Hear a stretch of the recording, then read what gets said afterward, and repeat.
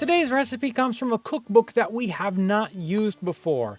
It's called The Modern Method of Cookery Improved, written in 1767 by Anne Shackelford. This recipe is for pickled cabbage. I know, it's not traditional sauerkraut that depends on fermentation for its flavor, but instead, this one uses vinegar. Now, we found one reference to this type of sauerkraut, as you would call it, in a naval chronicle from 1789, and he referred to this style of sauerkraut as that made in Tuscan. Shackelford's recipe suggests cubing your cabbage, but we're going to be following other similar recipes and slicing your cabbage as you would for a normal sauerkraut. The recipe calls for using red cabbage. That's what's going to give it this wonderful color when we're done.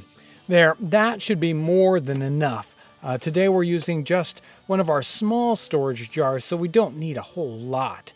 You can also do this in a mason jar just as easily. Now it's time to pack our shredded cabbage in tightly into our container. One recipe we ran into actually had the directions of putting onion slices in between each one of the layers.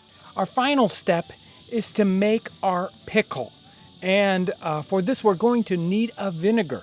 You can use just about any kind of vinegar, a white vinegar, apple cider vinegar, but most traditionally, for the right traditional flavor, I would suggest you use malt vinegar. To our boiling vinegar, we're going to add about 1.5 teaspoons of whole peppercorns, about the same amount of thinly sliced fresh ginger, and about half that amount of whole allspice. Now it's time to pour our boiling hot vinegar pickle on top of our cabbage. We want to make sure it covers it completely. And when that's done, we just cover this up lightly. And now it's time to let this set. You probably should keep this in your refrigerator. 2 or 3 days minimum. It's going to be much better after a week or even 2.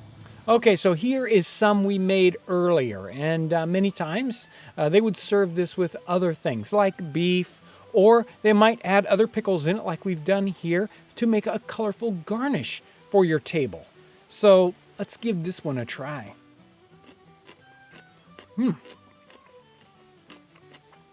Very good. It's got a great pickly kind of flavor. It's wonderful. The color is amazing. And the flavor, whoa, it's got a lot of flavor. Yeah, it's an amazing dish. If you like pickly kind of things, you really need to try to make some of your very own pickled cabbage.